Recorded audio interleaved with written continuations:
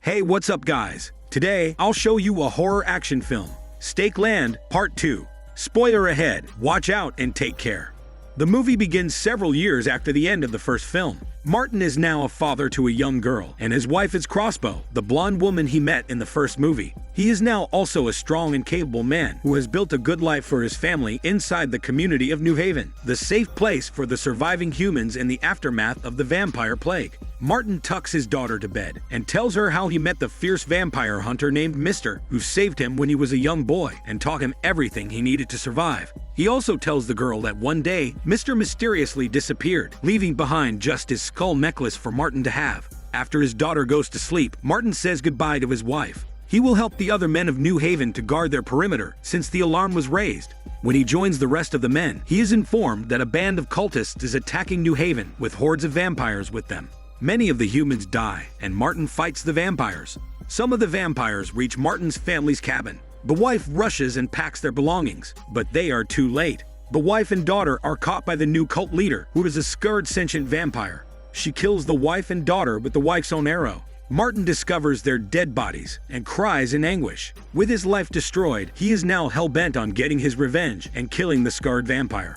Martin sets out on his own. He intends to find Mr., who he knows is still hunting vampires and fighting the cult. He's now a fugitive being hunted by the cult. During his journey, he finds posters proclaiming that Mr. is wanted alive. While camping alone in a forest, Martin imagines that Mr. is sitting in front of him. He reveals to Mr. with a haunted look in his eyes that his wife and daughter are now dead. He also imagines that Mr. advises him to act like the living person he is, and not as if he died along with his family. Martin continues on his journey. He meets a nice elderly couple who invites him to their house to stay for the night. They share their food with him, and Martin grows at ease with the couple. However, after dinner, he starts to feel really sleepy. It's implied that the couple drugged his food with the intention of killing or eating him. Before he loses consciousness, Martin dodges the husband's gunshot, and the bullet hits the wife instead. This distracts the husband, and Martin kills him before he fully loses consciousness. In the morning, he wakes up with the elderly couple's dead bodies around the room.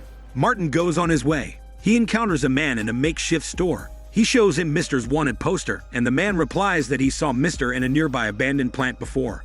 Martin goes to the plant and snoots around it. He sees a bedraggled little girl and cautiously approaches her. But she was just a distraction.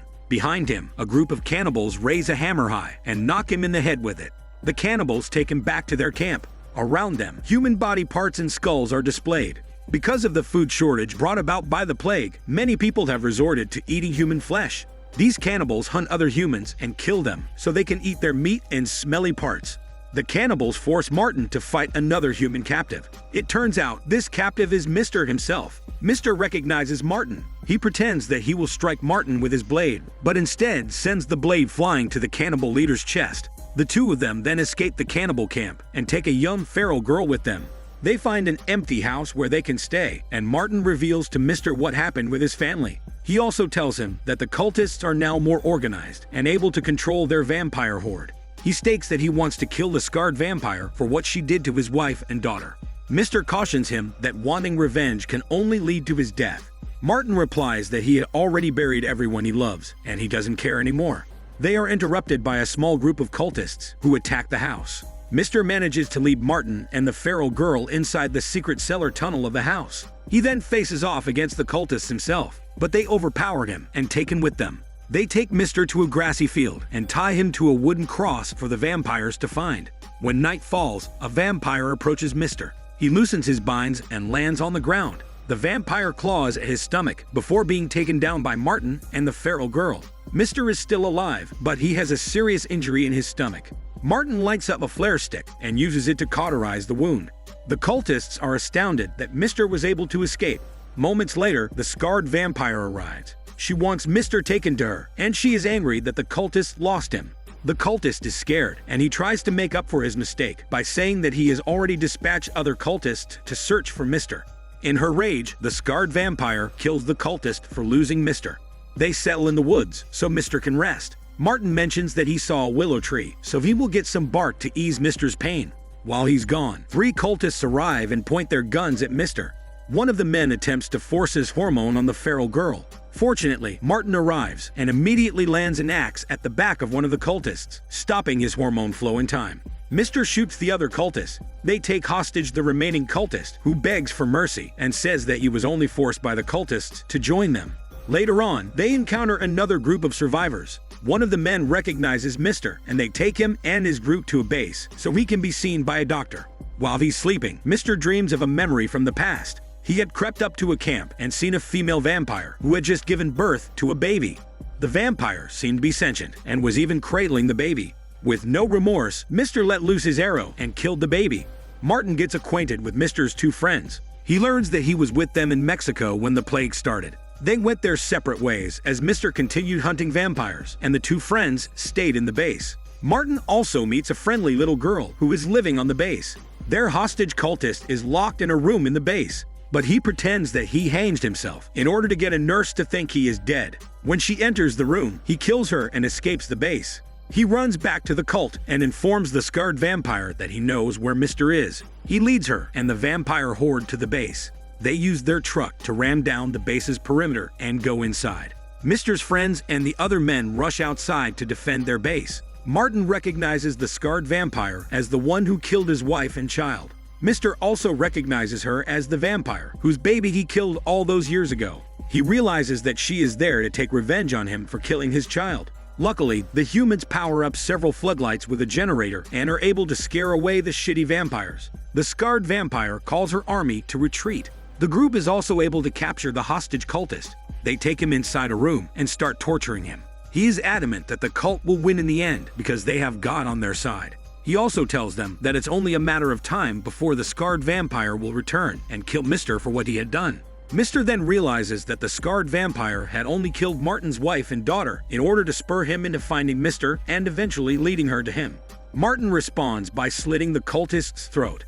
Mr. advises his friends that they should evacuate the civilians off the base before the scarred vampire returns. He and Martin plan to make their last stand there and give the people enough time to evacuate while they hold off the cultists. Martin doesn't care if he dies, as long as he takes the scarred vampire with him. Mr.'s two friends also volunteer to stay behind because they have been running since Mexico and they are tired of hiding. As the people start evacuating, Mr. ties the feral girl's hand and forces her to go with the civilians who are leaving.